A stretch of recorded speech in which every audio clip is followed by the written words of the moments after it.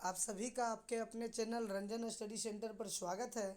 आज ये video update मैं लेकर आया हूँ वेस्ट बंगाल बोर्ड क्लास 10 के सभी स्टूडेंट के लिए।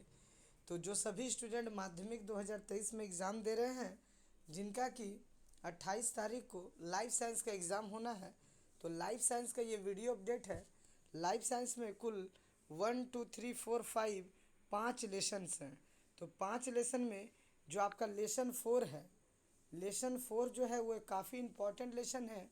इससे 1 मार्क्स के, 2 मार्क्स के और 3 मार्क्स के कई सारे इम्पॉर्टेंट क्वेश्चन पूछे जाएंगे। आपको पता है कि लाइफ साइंस में जो हाईएस्ट मार्क्स है वो 3 मार्क्स के ही प्रश्न पूछे जाते हैं। 5 नंबर वाला जो प्रश्न आता है उसमें 3 2 2 3 या 1 1 3 करके प्रश्न पूछे जाते हैं। तो इस लेसन से यानी अनुकूलन और क्रम विकास वाले लेसन से इम्पॉर्टेंट टॉपिक कई सारे हैं अनुकूलन से रिलेटेड। वो सभी बातें आज हम लोग इस वीडियो में डिस्कस करेंगे। तो वीडियो को लास्ट तक देखिएगा। जो भी नए होंगे चैनल पे सब्सक्राइब शेयर कीजिएगा। तो पहला बात है, अनुकूलन किसे कहते हैं। पहला क्वेश्चन आपका यही है, क्योंकि लेसन का नाम है अनुकूलन। तो अनुकूलन किसे कहते हैं? कोई भी जीव जंतु या पेड़ पौधे अपने आप को जिस वातावरण में रहने के लायक बनाते हैं, वही उनका अनुकूलन है। यानी वातावरण में जीव जंतु और पेड़ पौधे जिस प्रकार से रहते हैं, अपने शरीर की आकृतियों के अनुसार, अपने शरीर की बनावट के अनुसार जो रहते हैं वातावरण में, उसे ही अनुकूलन कहते हैं। जैसे कि मान लीजिए हम लोग अभी जिस जलवायु क्षेत्र में रह रहे हैं, अगर हम सभी कश्मीर चले जाते हैं या राजस्थान चले जाते हैं, तो कुछ दिन एडजस्ट होने में वहाँ समय लगेगा, लेकिन हमारा शरीर वहाँ के अनुकूल बन जाएगा कुछ दिनों के बाद। ठीक उसी प्रकार प्रकृति में रहने वाले सभी जीव जंतु और पेड़ पौधे भी अपने आप को उस वातावरण के अनुसार ढाल लेते हैं और अपने जीवन के कार्यों को करते हैं। अनुकूलन में जो पहला टॉपिक है, आप सभी देख सकते हैं, कमल। ये फूल कमल का फूल है। तो कमल में अनुकूलन हम लोग पहला नंबर पढ़ेंगे। तो कमल का सबसे पहला अनुकूलन, इसके पत्ते काफ़ी बड़े और चौड़े होते हैं। तो कमल का अनुकूलन देख सकते हैं, ये पत्ते हैं। तो कमल के पत्ते काफ़ी बड़े और चौड़े होते हैं, पहला हो गया। दूसरा, इसका जो तना है वो खोखला होता है। देख सक रहे हैं, ये तना है इसका और खोखला है। उसके अंदर यानी जैसे पाइप होता है बीच में खाली, ठीक उसी तरह से कमल के तने खोखले और हल्के होते हैं। तीसरा अनुकूलन है कमल का कि कमल के जो पत्ते हैं उसके ऊपर मोम की परत पाई जाती है, जिससे पानी इसके ऊपर रुकता नहीं है, नहीं तो ये पत्ते पानी में सड़ जाते। ठीक है। तो 3 अनुकूलन आप लोगों को मैंने बताया। ये 3 अनुकूलन कमल में पाए जाते हैं। ठीक है। देखिए ये जो तना है ना इसका, ये खोखला होता है ये तना। चलिए अब आगे बढ़ते हैं दूसरे टॉपिक पे। दूसरा टॉपिक ये क्या है? ये है कैक्टस। क्या है? कैक्टस यानी मरोदभिद। मरोदभिद, कैक्टस यानी कि मरोदभिद। मरोदभिद यानी मरुस्थलीय क्षेत्रों में, रेगिस्तानी क्षेत्रों में उगने वाली कटीली झाड़ियों को कैक्टस कहते हैं। कैक्टस में क्या अनुकूलन पाया जाता है? पहला अनुकूलन है कैक्टस का, इसका तना, ये जो तना है चपटा और मांसल होता है। इसका तना चपटा और मांसल होता है। दूसरा अनुकूलन है इसमें, इसकी पत्तियां कांटों के रूप में बदल जाती है ताकि वाष्पोत्सर्जन कम हो। इसकी पत्तियां कांटों के रूप में बदल जाती है ताकि वाष्पोत्सर्जन कम हो, यानी पानी कम सोखे या कम सूखे, क्योंकि ये कम पानी वाले क्षेत्रों में उगती है। इसका तीसरा अनुकूलन पढ़ेंगे कि इसकी जो जड़ें हैं वो अधिक गहराई तक, इसकी जड़ें बहुत लंबी होती हैं जो अधिक गहराई से जल को खींचकर अपने पास लाती है, क्योंकि रेगिस्तानी भागों में जल की बहुत कमी होती है। तो ये इस प्रकार की वनस्पति है जो अधिक गहराई से भी जल को खींच लेती है। तो 3 अनुकूलन आपका कैक्टस का हो चुका। अब आगे हम लोग तीसरे टॉपिक पे चलते हैं। पहचानिए इस पेड़ को। नमकीन दलदली क्षेत्रों में उगने वाला ये पेड़ है। देखिए इसका नाम है सुंदरी। क्या नाम है? सुंदरी। नमकीन क्षेत्रों में उगने वाले पेड़। तो इसमें क्या अनुकूलन है? पहला, इसमें इसकी जो जड़ें हैं, देख लीजिए, इसकी जो जड़ें हैं वो खूंटी के तरह जमीन के ऊपर निकली होती हैं, जिन्हें हम लोग श्वसन मूल कहते हैं। क्यों? क्योंकि ये नमकीन जल के क्षेत्रों में उगते हैं, नमकीन मिट्टी वाले क्षेत्रों में, समुद्र के किनारे उगते हैं। तो ज़मीन के नीचे इन जड़ों को ऑक्सीजन नहीं प्राप्त हो पाता है, तो इसीलिए सांस लेने के लिए ये श्वसन मूल पाए जाते हैं। इन्हें न्यू मेटाफोर भी कहा जाता है। तो आपसे पूछा भी जा सकता है न्यू मेटाफोर क्या है? तो श्वसन मूल, सुंदरी और गोरान, सुंदरी और गोरान वृक्ष में ऐसा पाया जाता है। दूसरा अनुकूलन, इस प्रकार के पेड़ों में बीजों का पेड़ों पर ही अंकुरन हो जाता है। यानी बीज यानी फल जब पेड़ पे लगे होते हैं उसी समय इसमें अंकुरन हो जाता है। क्यों? क्योंकि अगर वो गिर जाएंगे यहाँ पर बीज, तो उसके बाद अंकुरन नहीं हो पाएगा, क्योंकि नमकीन मिट्टी वाला और नमकीन जल वाला क्षेत्र है और वो ये बीज सड़ जाएगा। इसीलिए पेड़ों के ऊपर ही इसके बीजों में अंकुरन होता है, जिसे हम लोग विविपेरस अंकुरन, विविपेरस अंकुरन कहते हैं।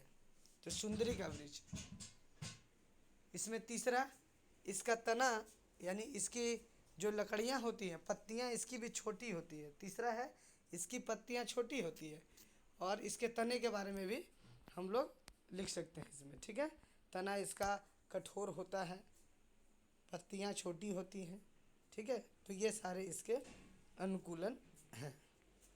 अब हम लोग चलेंगे कबूतर की तरफ। देखिए कबूतर है,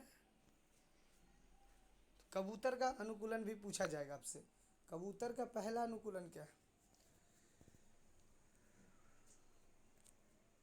तो इसके अग्रबाहु जो है, अग्रबाहु मतलब जैसे और कई जानवर हैं जिनके 4 पैर होते हैं, तो उसी तरह यहाँ पर कबूतर के 2 पैर तो हैं, लेकिन इसका जो अगला बाहु, अग्रबाहु जो है वो डैनों में बदल जाता है। डैनों में बदल जाता है जो उसे उड़ने में सहायता, ये जो डैना है उड़ने में सहायता देती है।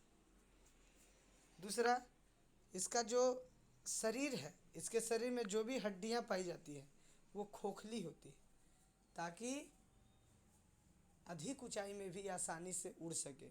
इनका शरीर खोखला हल्का होता है, इनकी हड्डियाँ खोखली होती है। इनके पंख इसे उड़ने में मदद देते हैं और इनके शरीर के तापमान को नियंत्रित रखते हैं। साथ ही साथ कबूतर में क्या पाया जाता है? वायु थैली।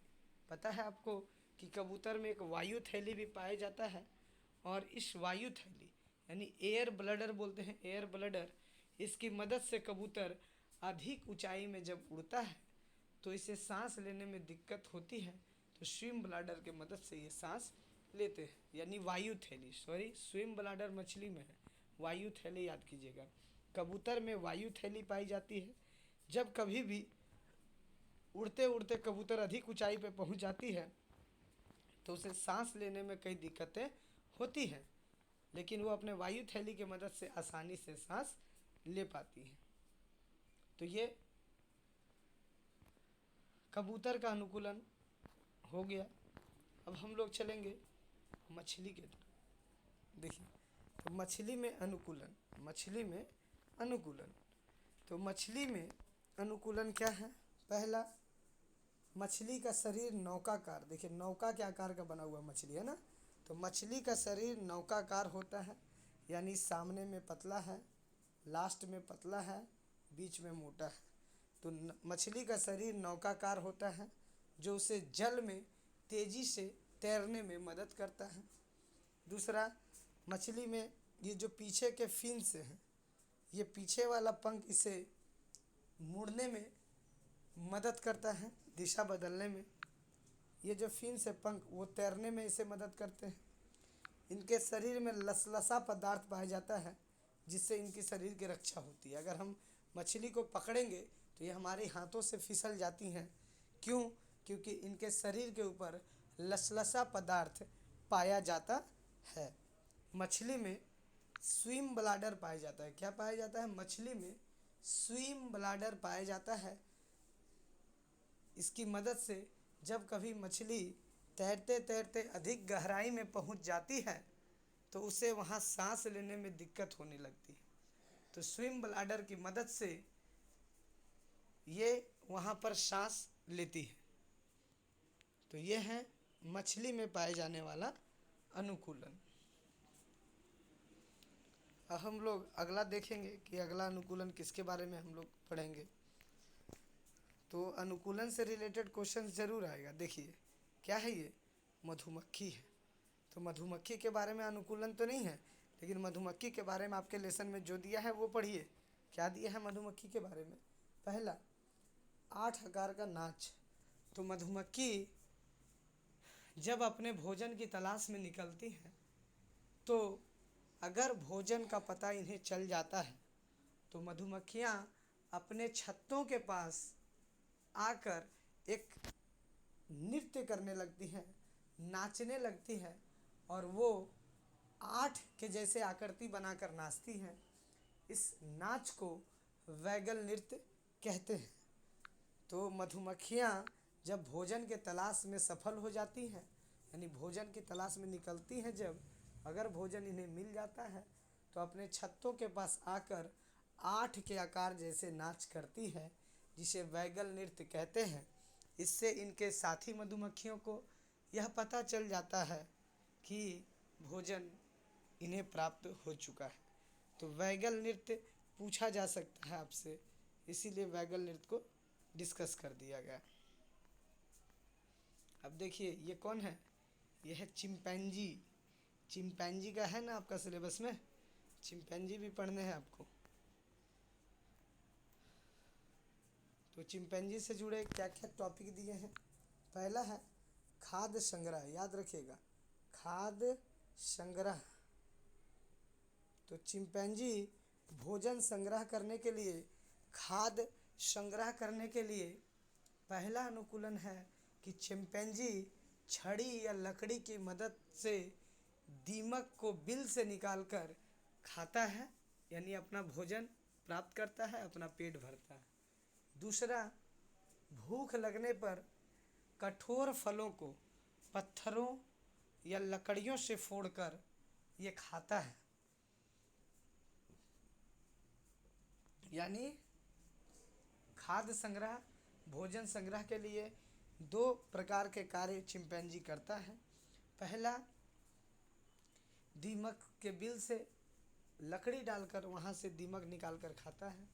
दूसरा, कठोर फलों को खाने के लिए पत्थरों या लकड़ी की सहायता से उसे फोड़ता है। और एक टॉपिक है आपका, वो टॉपिक क्या है कि बीमार जब ये हो जाता है तो औषधि के लिए क्या करता है? बीमार होने पे, मान लीजिए कोई चिंपैंजी बीमार हो गया, तो बीमार होने के बाद क्या करेगा? ये चिंपैंजी अगर बीमार हो जाता है तब ये जंगल में पाए जाने वाले औषधीय पौधों के पत्तों को तोड़कर खाता है और अपने आप को ठीक करता है। यानी रोगों से बचने के लिए चिंपैंजी क्या करता है? तो रोगों से बचने के लिए चिंपैंजी जंगलों में पाए जाने वाले औषधीय पौधों के पत्तों को तोड़कर खाता है। ठीक है। अब हम लोग पढ़ेंगे ऊँट। ठीक है, ये ऊँट है और ये अनुकूलन हम लोग ऊँट के बारे में पढ़ेंगे कि ऊँट के बारे में आपके सिलेबस में क्या दिया है। पहला, आरबीसी। तो ऊँट के शरीर में आरबीसी की ग्रंथियां पाई जाती हैं। दूसरा क्या है कि जो ऊँट है इसके चमड़े मोटे होते हैं। ऊँट के चमड़े मोटे होते हैं जिससे इसे गर्मी नहीं लगती है। तीसरा, ऊँट के शरीर में यानी त्वचा में कोई भी छिद्र नहीं पाया जाता है ताकि जल ज़्यादा इनके शरीर से ना सूखे। जैसे हमारे त्वचा में कई सारे बाल हैं जिसके वजह से यहाँ से पसीने निकलते हैं, पानी की कमी होती है। लेकिन जो ऊँट हैं इनके शरीर के त्वचा में एक भी छिद्र नहीं पाया जाता है, एक भी छिद्र नहीं है इनके शरीर में। अगला, ऊँट के कुबड़ में जल धारण करने की क्षमता होती है। जो कुबड़ है इसका, इसमें वो जल धारण करने की क्षमता होती है। कई दिनों तक ये भूखे प्यासे रह सकते हैं रेगिस्तानी भागों में। रेगिस्तानी भागों में चलने के लिए इसके पास अनुकूलन है लंबे लंबे पैर, यानी कि ये बालू वाले क्षेत्रों में ऊँट चलता है तो बालू में इनके पैर फंसे नहीं, इसीलिए लंबे लंबे पैर ऊँटों में पाए जाते हैं। तो उम्मीद है ये अनुकूलन जितने सारे हैं आप सभी को समझ में आए होंगे। समझ में आया होगा तो कमेंट आप सभी ज़रूर कीजिएगा कि हाँ समझ में आ चुका है।